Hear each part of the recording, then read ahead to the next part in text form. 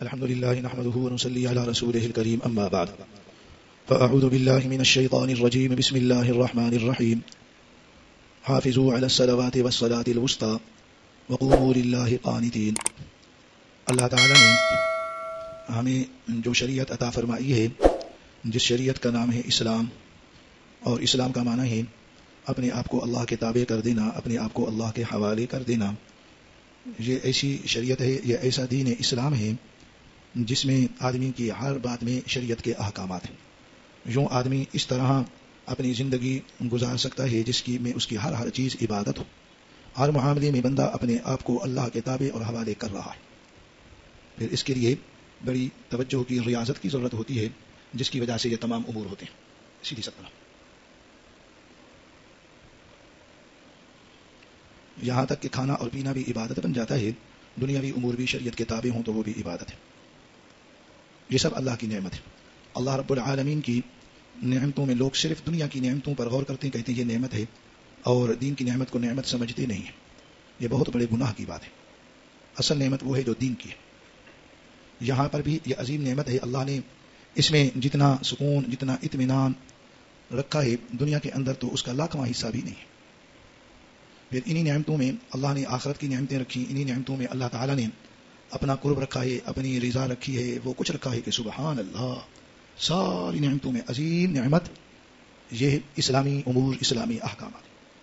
ہم اللہ تعالیٰ کا کروڑا شکر ادا کریں کہ یہ ایسا دین اسلام ہے کہ آدمی اپنی ہر بات کو اس کے مطابق کرے تو اس کی ہر چیز میں نیکی بن جاتی ہے. ایک تو یہ اس کا استحضار رہا کرے. جس کے پاس یہ نعمت جتنی زیادہ ہے اتنا وہ اللہ کا زیادہ شکر ادا کرے.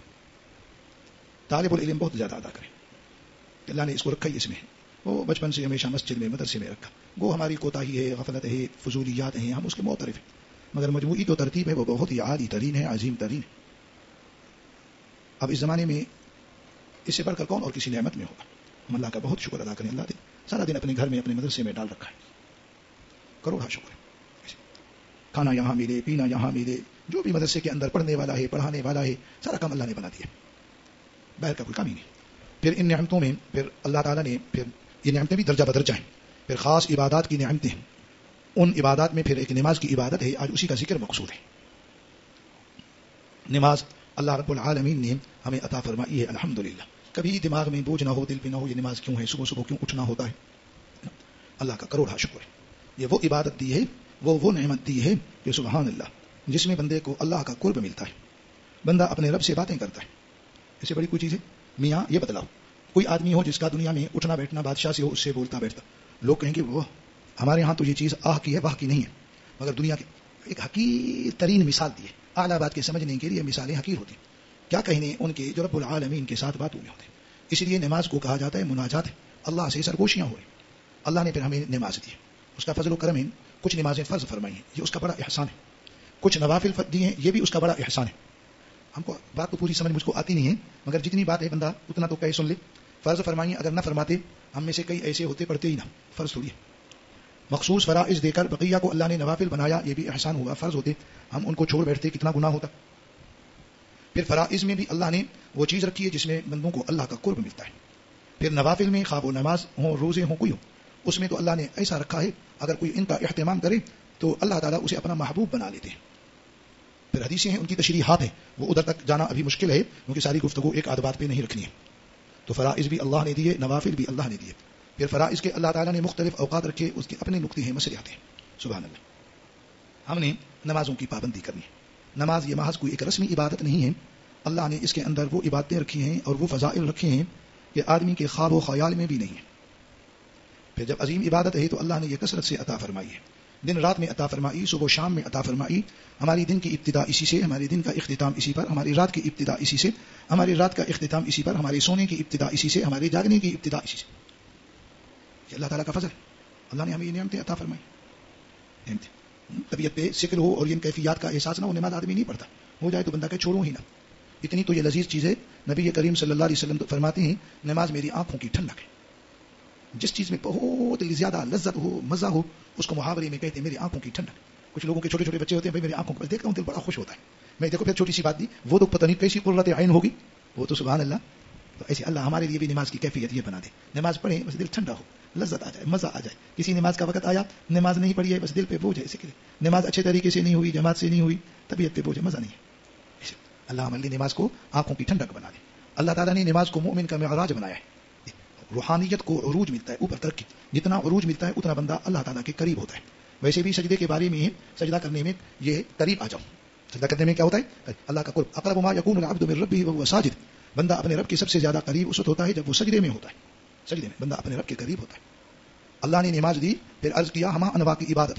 اس میں عبادت مالی بھی بنتی ہے کہ اپنے لیے وضو کا, یہ دیکھو کپڑے کا انتظام, کپڑے اس لیے کہ بدن کا ستر ہو, میں نماز پڑھوں, سبحان اللہ. پہننے تو ہر وقت مگر یوں بھی نیت ہو کہ اللہ نے ستر فرض فرمایا ہے, تب ہر وقت پہن, تب بھی عبادت نماز. کپڑے کا انتظام کرے گا, وضو کے لیے بھی خرچہ بجلی وغیرہ کا, موٹر کا, کنویں کا, ہر زمانے کا ہوگا. بدن کو بھی پاک, اس میں عبادت مالی. وہ اللہ نے کئی چیزیں ہمیں مفت میں دے دی ہیں جیسے وضو, مگر کپڑوں کا تو انتظام کرنا ہے نا, وہ تو کوئی مفت نہیں دے گا. کوئی کسی نمازی کو اس لیے کپڑے دے کہ میرے کپڑوں میں یہ نماز پڑھا کرے گا, تو بھی واہ واہ. اللہ ہمارے اماں ابا کو جزائے خیر نے کیسے انتظام کر دیا ہے, ہاں ماشاء اللہ, بچے پہنے. اب اللہ نیت ان کی بھی یہ ہو, نماز پڑھیں گے, طالب ہیں خوش ہوں گے, عزت سے رہیں گے, واہ واہ. تو صاحب یہ خرچہ ہو رہا ہے عبادت مالی. پھر عبادت بدنی تو ظاہر ہے بدن سے, عبادت قلبی دل سے توجہ, عبادت لسانی زبان سے. پھر بدنی عبادت کے اندر بھی کئی چیزیں جس کے اندر تیرا پورا وجود عبادت میں لگے گا. ہاتھ, ابتدا میں ہاتھ اٹھانا, یہ ہاتھ بھی عبادت میں. انگلیاں ایسے کرنا, یہ انگلیاں بھی عبادت میں. ایسے ہر چیز عبادت. انگلیاں کھل رہی ہیں جوڑ جوڑ, یہ بھی عبادت. یہ انگلیاں جا کے گھٹنوں کو پکڑتی ہیں, وہ بھی عبادت. ہاتھ باندھ کے کھڑا ہے, یہ ہاتھ, بدن, آنکھ کہاں رکھنی ہے, دل کی توجہ کہاں رکھنی ہے, سر تا پا عبادت میں آ گیا. یہ وہ عبادت بدنی ہے جس میں ہر عضو عبادت میں لگتا ہے. رکوع میں دیکھ, سجدے میں دیکھ, اتحیات میں دیکھ, رب پہ قربان ہو جاؤں. اللہ نے ہمیں آزادی اپنی عبادت کے لیے, تو ایسا نظام بھی کچھ عبادات میں رکھ دیا کہ ہم تن کا معنی جسم کے ہر پورے بدن کے ساتھ عبادت میں کھڑے. نہ ہوتی نماز میں سارا بدن لگتا ہے عبادت میں. آنکھ کی ادھر بھی ہے, کان بھی ادھر ہے, دل بھی ادھر ہے, ہاتھ بھی ادھر ہے, پاؤں بھی ادھر, سبحان اللہ. پھر اس کے اندر پھر قیام کی نوعیت اور ہے, اللہ کے آگے ہاتھ باندھ کے کھڑا ہے. اللہ نے اس امت کو جو قیام دیا, جو نماز دی, کسی امت کو نہیں دی. انبیاء کی شان سب سے عالی, مگر امتوں کے تقابل میں سن, وہاں نماز ہوتی تھی, قیام بھی ہوتا تھا, مگر اس قیام میں قرآن نہیں تھا. اس قیام میں کیا ہے, قرآن ہے. قرآن اللہ کی کلام ہے. بقیہ کتابیں یوں اللہ کی کلام نہیں, جس طرح قرآن اللہ کی کلام ہے. ان کی نوعیت اور ہے, اس کی شان اور ہے. اور اللہ کی کلام ذکروں میں سب سے افضل ترین ذکر یہ سلطان الاذکار ہے. اس لیے بھائی نماز کے تمام ارکان میں سب سے افضل ترین رکن قیام ہے. قرآن پڑھا جا رہا ہے, رکوع ہے, جھکا کھڑا ہے. اس کے اندر بھی ہر چیز آئے گی, اتنی آئے گی تیری ریڑھ کی ہڈی آئے گی, ریڑھ کی ہڈی سیدھی ہو جائے, ہر چیز آئے. تیری پاؤں کی انگلیاں قیام میں, رکوع میں, سجدے میں, اتحیات میں, قبلے کی طرف ہے, وہ تک عبادت میں. پھر سجدہ, سبحان اللہ, بندہ رب کے قریب ترین ہو گیا. جو آدمی اللہ کے آگے جتنی تواضع کرتا ہے اتنا وہ اللہ کا مقرب بن جاتا ہے. یہ اللہ کے قرب والی عبادت ہے. اب اللہ نے فرائض دیے, نوافل دیے, ہے اس کا عظیم احسان یا نہیں ہے؟ مل جائیں ہم کو اربوں روپئے, اس کی کیا حیثیت ہے؟ کچھ نہیں ہے. جاگیروں کچھ نہیں. اللہ کا فضل, جس کو جتنا ملا الحمدللہ. تقابل نہ کرنا, ان کے پاس وہ چیزیں میرے پاس تو نہیں ہے. اللہ نے آپ کو جو دیا ہے کسی کو نہیں دیا. نماز. پھر سجدہ دیکھ, سبحان اللہ, اللہ کے آگے ہما تن سر پر سجود ہے. ہاتھوں کی انگلیاں, پاؤں کی انگلیاں روبہ قبلہ. آدمی زمین پر جھکا پڑا ہے. اتنا عجب منظر ہے. قرآن سجدہ کرنے والوں کا ذکر کرتا ہے, تب والے آج والے قیامت تک یخرون للاذقان, ٹھوڑیوں کے بل گر جاتے. یہ سجدے کا ذکر ہے, ٹھوڑیوں کے بل گر. سجدہ ہوتا ہے نا بھائیو, سجدے میں ہم کہتے سجدے میں گیا, سجدے کے رس گرنے کا آتا ہے. وہی وہ کھڑا کھڑا ایسے نیچے کیا, بے اختیار جا رہا ہے. وہ گرنے کا انداز نہیں, مگر گرنے کا کیف ہے, اللہ کے آگے گر رہا ہوں. جب اللہ نے یخرون کا فرمایا, یخرون گرنا, عجب لفظ ہے. بندہ گرتا چلا جا رہا ہے ٹھوڑیوں کے بل, یعنی منہ کے بل. منہ کے بل ایک معنی ذکر جز مراد کل, دوسرا ٹھوڑیوں کے بل. یہ ٹھوڑی ہوتی ہے, آدمی کی ٹھوڑی زمین پر سجدے میں نہیں لگتی ہے, مگر جب اس ٹھوڑی پر داڑھی, اور داڑھی بھی سنت کے مطابق ہو پوری ایک مشت, جب آدمی سجدے میں جائے گا تو ٹھوڑی پہ اگ آنے والی داڑھی زمین پہ گر جاتی ہے. یخرون للاذقان, جس آدمی کی داڑھی ہو سنت کے مطابق ہو, اس کے لیے اس کے چہرے کے تمام تر اعضاء میں سب سے احسن, سب سے افضل چیز داڑھی ہوتی ہے. قدر بھی اسی کی ہوتی ہے, محبت بھی اسی کی ہوتی ہے. اللہ نے اسی داڑھی میں, داڑھی کے بال بال میں ثواب رکھ دیتے ہیں. اس لیے داڑھی والے کے یہاں داڑھی کی قدر, مگر اللہ کے آگے داڑھی کے بل گرے ہوئے ہیں. قرآن یوں کہتا ہے, سیدھا ترجمہ امام راضی نے عجب مانا کیا, داڑھیوں کے بل گر پڑتے. جیسے اللہ نے نماز دی ہے, اللہ کے آگے کیسی آج, اسی کے آگے آجزی کا مزہ ہے, اسی کے آگے لذت ہے. بندہ سجدے میں آ جائے, سبحان اللہ, کس کے آگے ماتھا ٹکا کے پڑا ہوں. نماز کی ہر چیز سبحان اللہ. پھر اس کے اندر قرآن کی تلاوت بھی ہے, اس میں تسبیح بھی ہے, سبحان ربی العظیم والی, سبحان ربی الاعلی والی. اس میں تسبیح بھی ہے, حمد بھی ہے, ابتدا بھی الحمدللہ رب العالمین. اور جب آدمی قومے میں ہوتا ہے ربنا ولک الحمد, یہ مختصر بھی ہے, اور نوافل کے لیے لمبا بھی, ربنا ولک الحمد حمدا کثیرا طیبا مبارکا فی, ربنا ولک الحمد ملء السماوات وملء الارض وملء ما بینهما وملء ما شئت من شیء بعد, اهل الثناء والمجد احق ما قال العبد. لمبا کلمات, انت حق ما قال. سبحان, یہ حمد کتنی ہوئی, تسبیح بھی ہے, اور اس میں حمد بھی ہے. اور دعا میں پھر بندہ استغفار کی دعا بھی پڑھتا ہے, اللہم انی ظلمت نفسی, یا کوئی اور بھی پڑھتا ہے. نماز کے اندر درود بھی ہے, آپ کے لیے صلاۃ بھی ہے, سلام بھی ہے, اپنے لیے دعا بھی ہے, اللہ کے لیے حمد و ثنا بھی ہے. سبحان اللہ, سرتاپا ظاہراً باطناً, ہر وقت ہما وقت عبادت و عبادت میں, اطاعت میں. اللہ نے ایسی نماز ہمیں عطا فرمائی, اس کا فضل ہے, فرائض بھی عطا فرمائی, نوافل بھی عطا فرمائے. نوافل کی پھر نوعیتیں ہیں, سنن ہیں, مؤکدہ ہیں, غیر مؤکدہ ہیں. نوافل ہیں, اس کا لطف و کرم ہے. اگر آپ نماز پڑھیں سبحان اللہ, ایک معمول بنائیں, نوافل کا بھی ایک معمول ہو, زندگی بھر اس پہ استقامت ہو. معمول یہ کہ طے کر لینا ہے میں نے یہ نفلی نمازیں پڑھنی ہیں, اونچ نیچ نہیں کرنی, کبھی رہ جائیں پھر تلافی کرنی ہے. اللہ رب العالمین نے نماز کا ایک نو فرض کا عطا فرمایا ہے, اور فرض کے لحاظ سے اللہ تعالیٰ نے 17 رکعتیں فرض کی عطا فرمائی ہیں. اللہ تعالیٰ نے 3 رکعتیں واجب عطا فرمائی ہیں, واجب قریب الفرض 20 ہو گئی. اللہ تبارک و تعالیٰ نے 12 سنن مؤکدہ عطا فرمائی ہیں, مؤکدے یہ 32 ہو گئی ہیں. اگر بندہ ان کے علاوہ بھی پڑھے, آسان سا معمول ذہن میں رکھ لے, ظہر کے بعد 2 پڑھیں, اس کے ساتھ 2 اور پڑھ لیا کریں, اس کی فضیلت پھر حدیث میں جدا بیان نہیں ہو سکتی ہے. یہ 2 آپ کی 32 کے علاوہ ہو جائیں گے. اگر آدمی عصر سے پہلے 4 پڑھ لے, واہ واہ, چلو اتنا اہتمام نہ ہو پاوے اس کی گنتی نہیں کرتا ہوں, مگر کچھ طلبہ اس کے اہتمام والے بن جائیں. مغرب کے بعد 2 رکعت سنت کے علاوہ 6 رکعت ابابین ہو جائیں. یہ بندے کے لیے آسان ہے, مسجد میں بیٹھا ہے, ترتیب بھی آسان ہے. اب یہ 6 اگر اضافی پڑھ لو گے, 2 ظہر کے بعد والی اضافی کے ساتھ بن گئی 8. عشاء کے بعد 2 رکعت سنت کے ساتھ 2 رکعت اور بھی پڑھ لیں. نبی کریم صلی اللہ علیہ وسلم عشاء کے بعد 4 رکعت پڑھتے تھے, ظہر کے بعد 4 رکعت کی فضیلت بتلائیے. اب عشاء کے بعد 2 اور 2 4 ہو جائیں گی, 2 اور 2 کھڑے ہو کے پڑھنی. کچھ لوگوں نے ہر وقت کی کچھ 2 رکعتیں اپنی طرف سے بیٹھنے کی ایجاد کر لی, بیٹھنا اپنی طرف سے ایجاد ہے. آپ علیہ السلام کے ہاں اس طرح ان میں بیٹھنے کا کوئی عموماً ذکر نہیں. ہاں آپ کبھی کبھار بیٹھ جایا کرتے تھے. اب 2 وہ 6 یہ 8, اور عشاء کے بعد 2 اضافی, کتنی بن گئی 10 زائد. اور وتر کے بعد 2 رکعت پڑھی, وتر کے بعد 2 رکعت پڑھا کرو. عموماً نبی کریم صلی اللہ علیہ وسلم وہ 2 رکعت بیٹھ کے پڑھتے تھے. وہ کھڑے ہو کر پڑھنے میں علماء فرماتے ہیں ثواب پورا ہے, بیٹھ کر کے ثواب آدھا ہے. مگر ہمارے شیخ الہند رحمۃ اللہ علیہ فرماتے ہیں بس بیٹھ کے پڑھنی ہے. آپ جو یہ 2 رکعت بیٹھ کے پڑھتے تھے, بھلے ثواب آدھا ملے, مگر بعین ہی آپ کی اتباع کا بھی تو ایک لطف, ایک حلاوت ہے, وہی حاصل ہو جاوے. کتنی زائد ہو گئی, گنتے جا رہے ہو. 2 ابابین کی اگر 6 پڑھو تو 8, چلو 4 پڑھو گے تو 6 بن جائیں گی, تو چلو 6 8, یہ 2 ہو گئی 10, اور عشاء کے بعد 2 12, 2 وہ 2. ماشاء اللہ آج کل سنا ہے آپ اشراق کی پابندی سے پڑھ رہے ہیں, کتنی ہو گئی 16 ہو گئی اشراق, ماشاء اللہ. اگر تہجد پڑھ لی جائے 8 تو کتنی ہو جائیں گی 24. پھر کہیں گے یہ تو بڑا مشکل کام ہے, گرمی میں کون اٹھتا ہے. چلو یہ آسانی, اشراق سونے سے پہلے 4 پڑھ لینا, مجازن تہجد ہو جائے گی, 20 بن گئی. اتنی ساری بن جاتی ہے. وہ 32 تک پہنچا کے آئے تھے. اگر یہ آپ چلو یہ 4 پڑھ لیں گے تو 52, اگر وہ 8 پڑھیں گے 4 کے بجائے تو 56, اگر ضحیٰ کی بھی 4 پڑھ لیں گے 60 ہو جائیں گی. عصر سے پہلے اہتماماً 4 پڑھ لیں گے 64 ہو جائیں گی. عشاء سے پہلے 4 پڑھ لیں گے 68 ہو جائیں گی. آتے جاتے کبھی تو 2 رکعت تحیۃ المسجد یا تحیۃ الوضو پڑھ لینا 70 ہو جائیں گی.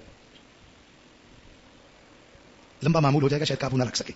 ایک مشورہ ہے 50 رکعت کا تو اہتمام معمول کا بنا لو, 32 وہ ہوگی, باقی 18 انشاءاللہ آسان ہو جائیں گی. ظہر کے بعد کی 2, اشراق کی 4 6, اور ادھر سے مغرب کے بعد کی 4 ہو جائیں. اب ابھی کتنی بن جائیں گی 10, 2 یہ 4 صبح والی یہ 10, اگر مزید کرو گے تو 2 بن جائیں گی 12, عشاء کے بعد 2 14, وتر کے بعد 2 16, اور ادھر سے سونے سے پہلے 2 پڑھ لینا 18 اور 32 50 رکعت. بہت نعمت ہے, اللہ نصیب فرما دے. یوں آپ مختلف اوقات میں فرائض بھی نوافل بھی پڑھنے والے بنیں گے, سنن بھی پڑھنے والے بنیں گے, فرائض بھی, اور ساری زندگی پڑھو. معمول جب بنتا ہے ساری زندگی بندہ پڑھتا ہے, دائیں ہوں اونچو نیچو بھی معمول ہے. آپ کا دل آپ کو پکارے گا, آپ کا دل آپ کو یاد کرائے گا کہ آپ نے اس وقت فلاں نماز پڑھنی ہوتی, رہ گئی ہے, یاد رہے گی, مسلسل آواز آتی رہے گی, پڑھ لینا. اگر وقت بالکل بن نہ پا رہا ہو تو بعد میں اس کی تلافی ضرور کر لینا, پھر اگلی دفعہ سے چلتے ہی جاؤ گے انشاءاللہ.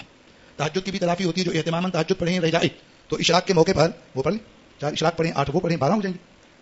تو 50 سے 70 تک ایک آسان سا معمول بنانا, آسان, جس پر زندگی بھر قابو ہو جائے. پھر یہ نماز ہے, نماز عجیب عبادت ہے. اللہ عز و جل فرماتے ہیں حافظوا علی الصلوات, نمازوں کی خوب محافظت کرو. یہ خوب کا معنی حافظو کے باب سے ہوا ہے, مفاعلہ کا باب ہے. 2 طرفہ ہوتا ہے مفاعلہ, مگر جب یک طرفہ ہو تو معنی میں عجب مبالغہ ہو جاتا ہے. تمام نمازوں پر محافظت, بالخصوص نماز وسطیٰ پر. وقوموا للہ, اللہ کے لیے کھڑے ہو جاؤ, قانتین, پورے سکون کے ساتھ, سکوت کے ساتھ. کئی معنی سکون, پورا سکون. وقوموا للہ قانتین. نماز میں پہلے بات ہوتی تھی یا بعد میں, اسی لیے میں نے سکوت کیا ہے, دنیاوی بات نہیں, باقی اللہ کا ذکر تو چلتا ہے. وقوموا للہ قانتین, نمازوں کی محافظت. نمازوں کی محافظت کا یہ معنی, سب نمازیں پڑھنی ہیں پوری پابندی سے پڑھنی ہے, یعنی کہ کبھی پڑھی کبھی نہ پڑھی. خوب محافظت یہ ہے ان نمازوں کو پورے آداب کے ساتھ پڑھیں. نماز جو جماعت والی ہے اس کو جماعت کے ساتھ پڑھیں, اس کو بڑی توجہ کے ساتھ پڑھیں, پورے اہتمام کے ساتھ پڑھیں. نمازوں کی محافظت. ایک حدیث ہے, حدیث کا کچھ حصہ عرض کر دوں. آپ علیہ السلام نے فرمایا جو آدمی نمازوں کی محافظت کرتا ہے, یہ نماز اس کے لیے نور بنے گی, قیامت کے دن برہان بنے گی, اس کے لیے نجات بنے گی. نور ہے, دل کا نور, قبر کا نور, قیامت کے دن کا نور, آدمی کے ایمان پر اللہ کے حضور میں دلیل, اللہ کے حضور میں حجت, بندے کے نجات کا باعث, اللہ کے ہاں رضا کا باعث. یہ بڑی نعمتیں ہیں, اس میں لفظ یہ نجات بھی برہان بھی. پر میں جو آدمی نمازوں پر محافظت نہیں کرے گا, نماز اس کے لیے نور نہیں ہوگی, نماز اس کے لیے برہان نہیں ہوگی, نماز اس کے لیے نجات نہیں بنے گی. یہ تو ہوئے کہ فوائد سے محروم رہا, لیکن آگے نقصان بھی سنو گے. جو آدمی نمازوں پہ محافظت نہیں کرتا, پہلی باتیں وہ فوائد سے محروم ہو گیا, اس کے لیے نور نہیں, اس کے لیے برہان نہیں, اس کے لیے نجات نہیں ہے, ٹوٹی پھوٹی نماز ہے. آگے نقصان سن, پر میں قیامت کے دن یہ آدمی قارون کے ساتھ ہوگا, فرعون کے ساتھ ہوگا, حامان کے ساتھ ہوگا, ابی ابن خلف کے ساتھ ہوگا. قیامت کا دن اہم ہے بھائیو, بس وہی ہے سب کچھ, سارا معاملہ وہی کا ہے. وہاں آدمی کس کھاتے میں ہے, کن لوگوں کے ساتھ ہے, کن کی معیت ہے, کن کی رفاقت ہے, یہ سب سے اہم ترین معاملہ. میری اور آپ کی تگ و دو, میری اور آپ کی محنت, میری اور آپ کی دعا یہ ہو اللہ قیامت کے دن امام الانبیاء کے ساتھ رکھے, انبیاء کے ساتھ ہوں, آپ کی رفاقت ہو, مگر نمازوں کی جو محافظت نہیں کرتا وہ کہاں ہوگا؟ امام الانبیاء صلی اللہ علیہ وسلم کا ارشاد گرامی سنایا، نماز کی محافظت ہے، پڑھے نہ رہا کریں پوری، کوئی نماز نہ چھوٹے نہ کوئی چوکے۔ اب وہ زمانہ کیا کہ قضا ہو گئی یا قضا ہوئی پڑھی نا، وہ زمانہ ختم، خود اہتمام کریں، اپنے گھر والوں کا اہتمام کریں، محنت کریں، سماجت کریں، نماز ضروری ہے۔ کبھی بڑے ذوق کے ساتھ یہ حدیث سنانا، ایسے ویسے نہ، جب ان کا بھی ذوق طلب بھی ہو، تڑپ بھی ہو، پھر اس کا فائدہ بھی ہوتا ہے، کتنی قدر بندہ سوچے کتنی، پھر ان کے لیے دعائیں، اللہ سب کو نمازی بنا، ابا کو بنا، اماں کو بنا، بھائیوں کو بنا، بہنوں کو بنا، نمازوں پر محافظت نہیں۔ آپ دیکھو جن کافروں کا ذکر ہوا وہ خطرناک ترین کافر، 3 کافروں کا زمانہ، ایک ہے فرعون، قارون، حامان۔ قارون، فرعون، حامان بھی فرعون کی قوم سے تھا۔ قارون تھا تو بنی اسرائیل سے، مگر خطرناک ترین آدمی تھا، دولت کی وجہ سے، دولت کے تکبر کی وجہ سے ایمان سے بھی محروم رہ گیا۔ فرعون کو بادشاہی کا نشہ تھا، حامان اس کا آفیسر تھا فوج کا، اس کو آفیسری کا نشہ تھا، اور قارون کو اپنی دولت کا نشہ تھا، مختلف نشے تھے۔ ابی بن خلف کا ذکر ہے، یہ وہ آدمی جو تجارت کرتا تھا، اس کو تجارت کا نشہ۔ آج کوئی نماز کو چھوڑتا ہے، بادشاہت ہے، عہدہ و ملازمت ہے، مال و دولت کے چکر میں ہے، تجارت کے چکر میں نماز چھوڑ دی۔ ذکر کن کا ہو؟ عام کافروں کا ذکر نہ ہوگا کہ ان کے ساتھ آخر اللہ کے پیغمبر نے فرمایا بہت بڑی حقیقت ہے، بہت بڑا خطرناک کام ہے، اللہ ہمیں عافیت میں رکھیں۔ پھر وہ حدیث، اور امام احمد رحمۃ اللہ علیہ کا اسی مطابق مذہب بھی ہے، جس حدیث میں جس نے نماز کو چھوڑا فقط کفر، اس نے کفر کر لیا۔ امام احمد رحمۃ اللہ علیہ فرماتے پکا کافر ہو گیا۔ پیرانی پیر سید القادر جیلانی رحمۃ اللہ علیہ فرماتے پکا کافر ہو گیا۔ اگر یہ کفر ہے پھر ان کافروں کے ساتھ معیت، اگر کسی طرح ایمان بچ بھی گیا مگر ایک زمانے تک، ایک مدت تک انہی کافروں کے ساتھ ہوگا، جہاں وہ یہاں وہاں یہ، ان کو بھی عذاب، ان بے نمازیوں کو بھی عذاب۔ ایک بے نمازی کی بات، دوسرا ایسے تباہ کن لوگوں کے ساتھ۔ آپ کو سمجھنا آگے، یہاں پر کوئی آدمی بہت بد عقیدہ ہو، گستاخانہ عقیدہ ہو، کیا کوئی آدمی اس کے ساتھ بیٹھنا پسند کرے گا؟ ایک گاڑی میں سفر کرنے کو دل چاہے گا؟ بڑی کرات یہ اس کے ساتھ، میں پتہ آپ کو کیا عرض کر رہا ہوں، عذاب جدا چیز ہے، ایسے تباہ کن کافروں کے ساتھ وہاں پر معیت اس سے زیادہ تباہ کن۔ اللہ کے مبغوض ہیں، اللہ کے مغضوب ہیں، اللہ کا ان پہ عذاب ہے، اللہ ان پہ ناراض ہیں، اور یہ بے نماز آدمی ان کے ساتھ ہوگا، کیا بنے گا؟ کیا بنے گا بھائی؟ عذاب تو جدا چیز ہے، بھلا کوئی اللہ کے بے فرمانوں کے ساتھ بھی رہنا پسند کرتا ہے؟ کیا کوئی مغضوبوں کی معیت پسند کرتا ہے؟ ادھر کوئی ایسا گستاخ ہو، سچ مانو، دل نہ چاہے کہ بندہ اس کو دیکھے یا اس کی سنے، اللہ دل میں ایمان دے میں، ایسے گستاخ لیڈر ہیں، دل ہی نہ چاہے دیکھنے کو سننے کو، یہ بھی اللہ کا فضل۔ تو وہاں قارون، فرعون، حامان تینوں خطرناک سنے، اور فرعونیوں کے لیے رب العالمین نے فرمایا ہے ادخلوا آل فرعون اشد العذاب، فرعونی لوگ سب سے سخت ترین عذاب میں، فرعون بھی ادھر، حامان بھی ادھر، گو فرعون، قارون فرعونی تو نہیں اس کی قوم کا، مگر سارا معاملہ اسی کے ساتھ، اشد العذاب، سخت ترین عذاب۔ اور اب چوتھے کی بھی تو سنو، ابی بن خلف کون ہے؟ بندہ سنے، اور جب اس کا کردار، اس کا انجام سامنے آئے، بندے کو بڑی نفرت، اور ایسی نفرت کہ پھر نماز کے لیے اللہ کے حضور میں دعا، کبھی بے نمازی نہیں، یہ کیا بے نماز ہوا اسی کے ساتھ، سبحان اللہ۔ سمجھانے کا بڑا عجب انداز ہے قرآن و سنت کا، آپ نے ایسے انداز میں سنا، یقین جانو بندہ دل رکھتا ہو، بے نمازی سے نفرت ہو جاتی ان باتوں کو سن کر کہ بے نمازی کا عذاب ہے، وہ ایک معاملہ رہا، بے نمازی کا یہ خطرناک انجام، یعنی نمازوں کی محافظت نہ کرنا، کبھی پڑھے کبھی نہ پڑھے، یہ بھی اسی میں شامل ہے، سے پکا بے نمازی نہیں، کبھی پڑھے کبھی نہ، بے نمازوں کی محافظت نہیں کرتا، عذاب تو عذاب رہا، مگر خطرناک بات کون سی ہوئی؟ کن کے ساتھ ہوگا قیامت کے دن؟ قیامت کا دن ہی تو سب سے اہم ہے، وہاں آدمی کن کے ساتھ ہے؟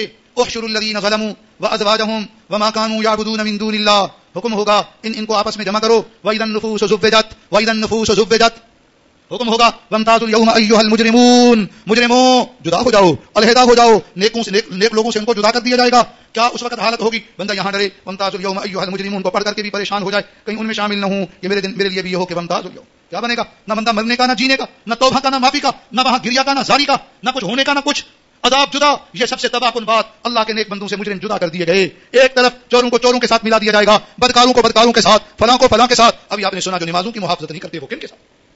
جب یہ ہوگا بندہ مر کے بھی کوئی نجات پا سکے گا؟ کچھ دکھ ایسے ہوتے ہیں، دکھ سے بندہ مر جاتا ہے، کوئی یکدم مرتا ہے، کوئی کھول کھول کے مرتا ہے، نہ مرنے کا نہ جینے کا بھائیو، نہ مرنے کا نہ جینے کا، نہ وہاں پر توبہ، نہ وہاں پر آنسو کام دیں گے، نہ یہ کہ اب نماز پڑھتا ہوں تلافی کر دی جائے، کوئی صورت نہیں ہوگی۔ اللہ ہمیں ہماری قیامت بہتر فرمائے۔ آپ نے قیامت کے دن کا منظر، ان بے نمازوں کا ذکر کیا جو نمازوں کی محافظت نہیں کرتے، وہ کن کے ساتھ ہوں گے؟ انداز ایسا کہ بندے کو بے نمازی سے نفرت، نمازوں میں غفلت سے نفرت، کراہت ہو جائے، نہ بابا نہ میں نہ نماز چھوڑوں، میں انشاءاللہ نمازوں کی محافظت کروں، نہ میں نہ کروں انشاءاللہ، اللہ کے فضل سے امید اسی پر، میں نہ کروں، نہ قیامت کے دن اللہ کے مغضوبوں کے ساتھ، ظالمین کے ساتھ، کافرین کے ساتھ، گمراہوں کے ساتھ، اشد عذاب والوں کے ساتھ، نہ میں نہ کروں یہ کام۔